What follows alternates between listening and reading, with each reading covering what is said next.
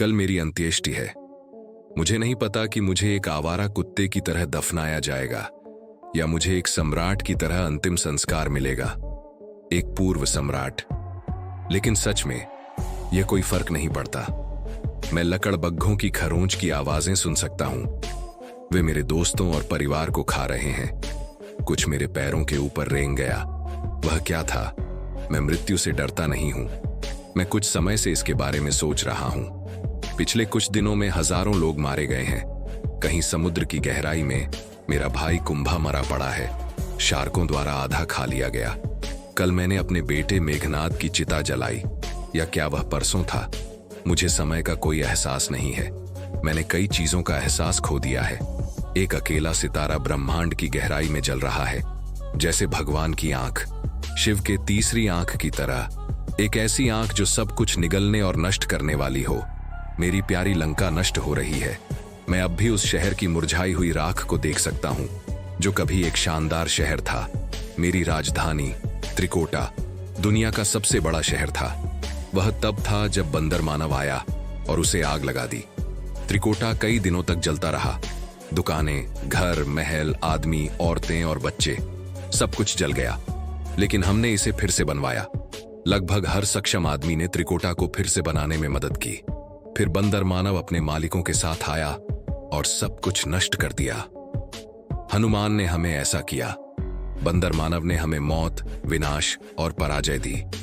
मैं इस पर ज्यादा नहीं सोचना चाहता। मुझे उसे मार डालना चाहिए था जब मेरे बेटे ने उसे पकड़ लिया था। इसके बजाय मैंने अपने छोटे भाई की बात मानी, जिसने मेरे खिलाफ साजिश रची। लेकिन विश्वासघात और धोखा असुरों के लिए कुछ नया नहीं है। मैं भोला था। मैंने बेवकूफी से विश्वास किया कि मेरे भाई और लोग हमेशा मुझे प्यार करेंगे। मैंने कभी नहीं सोचा था कि मुझे धोखा मिलेगा। मुझे हंसी आ रही है, लेकिन यह हंसी हंसी नहीं आ सकती जब आंतें चारों ओर बिखरी हों, जैसे कोई माला। खुशी की आवाजें मेरी नगरी से मुश्तक आ रही हैं। शत्रु अपनी विजय का जश्न मना रहा है। वानरजन त्रिकोटा को लूटने में व्यस्त होंगे। मेरे मंदिर लूट लिए जाएंगे, अन्न भंडार जला दिए जाएंगे और स्कूल तथा अस्पताल राख कर दिए जाएंगे। जीत का जश्न ऐसा ही होता है। जब विजय की देवी मेरी संगिनी थीं, तब हमने भी कई देवगांवों के साथ इससे भी बुरा किया था। कुछ भयानक वानर अवश्य मेरे हरम में घुस गए होंगे। आशा है मेरी रानी में इतनी समझ होगी कि कुछ होने से पहले ही वह किसी पहाड़ी से कूद जाए।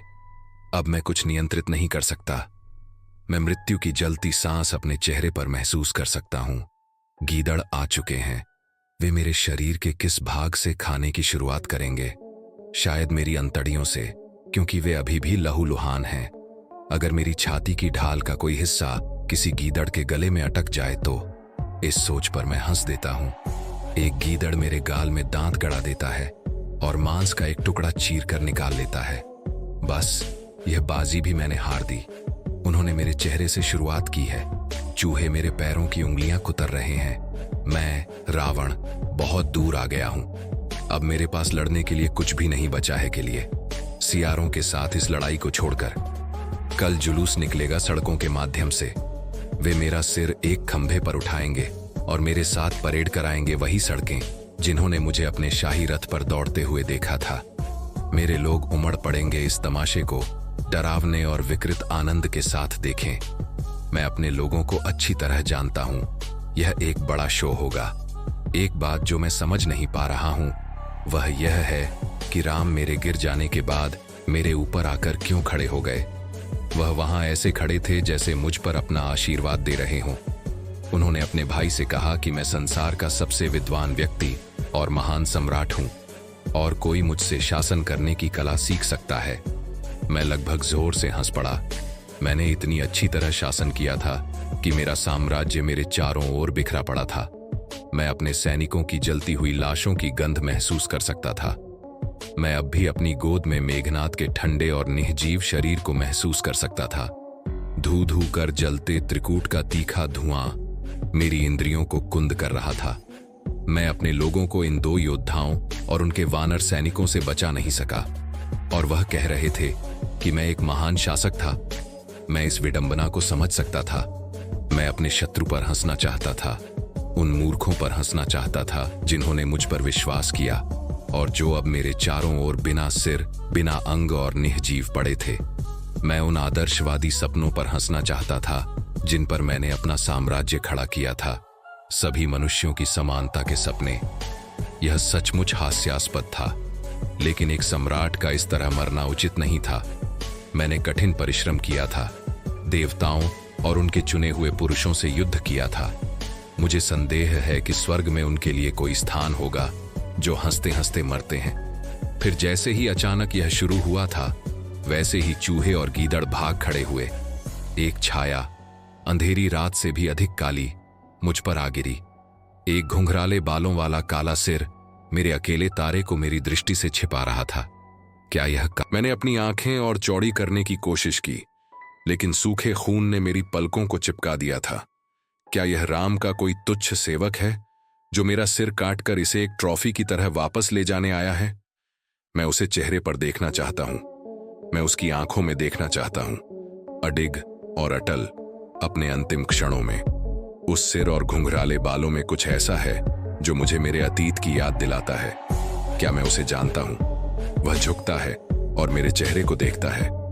आह, यह भद्र है, मेरा मित्र, शायद मेरा अंतिम बचा हुआ मित्र। लेकिन मैं नहीं जानता कि क्या मैं उसे अपना मित्र कह सकता हूं। वह मेरा सेवक था, सिपाही से शुरुआत की थी, फिर वह कहीं रास्ते में खो गया। वह मेरी जिंदगी में आता जाता रहा, कभी कभी तो सालों तक गायब रहता। भद्र को मेरे निजी शिविर में आने की अनुमति थी, जब मैं एक ऐसी टुकड़ी का मुखिया था जो एक क्रांतिकारी सेना के बजाय सड़क छाप लुटेरों के गिरोह जैसी लगती थी। फिर उसे मेरे निजी कक्षों तक पहुंचती, जब मैं एक छोटे से द्वीप का राजा था।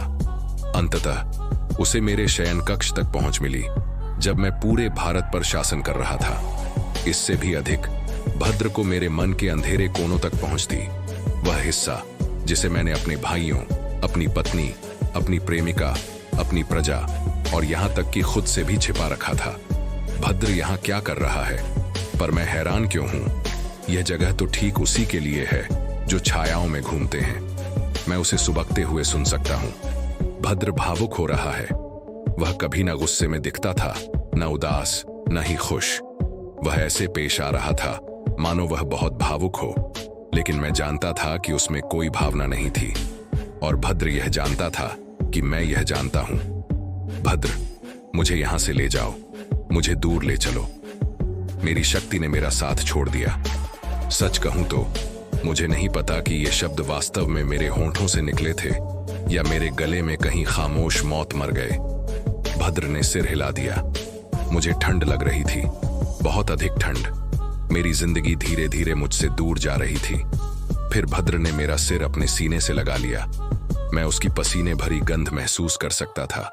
हर तरफ से दर्द ने मुझ पर हमला किया और अपनी जहरीली शाखाएं मेरी नसों में फैला दी। मैं कराह उठा। भद्र ने मुझे वापस गीली जमीन पर लिटा दिया, वो जमीन जो मेरे खून से, मेरे लोगों के खून से, मेरे सपनों और मेरी जिंदगी के खून से भीगी हुई थी। सब कुछ समाप्त हो चुका था। एक गहरी उदासी और खालीपन ने मुझे घेर लिया। मैं आपका काम पूरा करूंगा महाराज, चिंता मत करें, शांति से जाइए। मैं यह हमारे वंश के लिए करूंगा। मेरे तरीके आपसे अलग हो सकते हैं, शायद नीच भी लगें।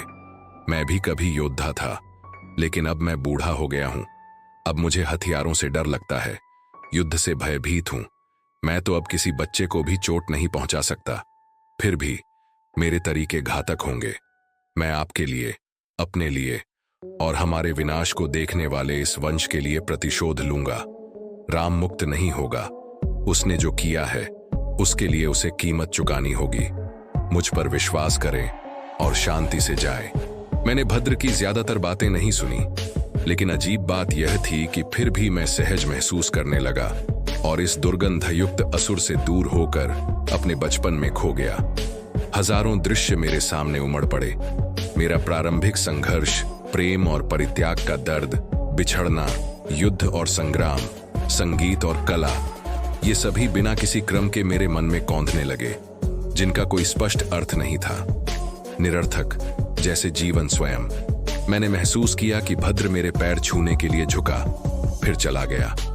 भद्र, मैं चाहता था कि वह लौट आए और मुझे किसी ऐसे डॉक्टर के पास ले जाए जो मेरी आंतों को वापस अंदर कर दे, मेरी लटकती हुई बाईं आंख को फिर से उसके कोटर में फिट कर दे और किसी तरह मेरे शरीर में जान फूंक दे। मैं चाहता था कि मैं मुख्य भूमि के सह्य पर्वतों में चला जाऊं और गुरिल्ला युद्ध शुरू करूं, जैसे महाबली ने वर्षों पहले किया था। मैं फिर से शुरू करना चाहता था। मैं वही गलतियां दोहराना चाहता था, वही लोगों से प्यार करना चाहता था, वही दुश्मनों से लड़ना चाहता था, वही दोस्तों से मित्रता करना चाहता था, वही पत्नियों से विवाह करना चाहता था और वही पुत्रों को जन्म देना चाहता था। मैं वही जीवन फिर से जीना चाहता था। मुझे वह आसन नहीं चाहिए जो राम ने मेरे लिए अपने स्वर्ग में सुरक्षित रखा है। मुझे तो केवल अपनी सुंदर पृथ्वी चाहिए थी। मुझे पता था कि ऐसी चीजें होने वाली नहीं हैं। मैं 60 साल का था, 16 का नहीं। अगर मैं बच भी जाता तो किसी सड़क किनारे मंदिर में एक आंख वाला गंदा बूढ़ा भिखारी बनकर रहता, बदबूदार फटे पुराने कपड़ों में, उस जीवन से बहुत दूर जो कभी मेरा था।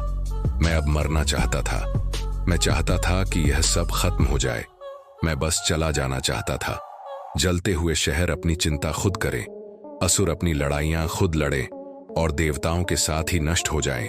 मैं तो बस अपने बचपन में लौटना चाहता था और फिर से सब कुछ शुरू करना चाहता था। हर एक चीज बार बार फिर से और फिर से।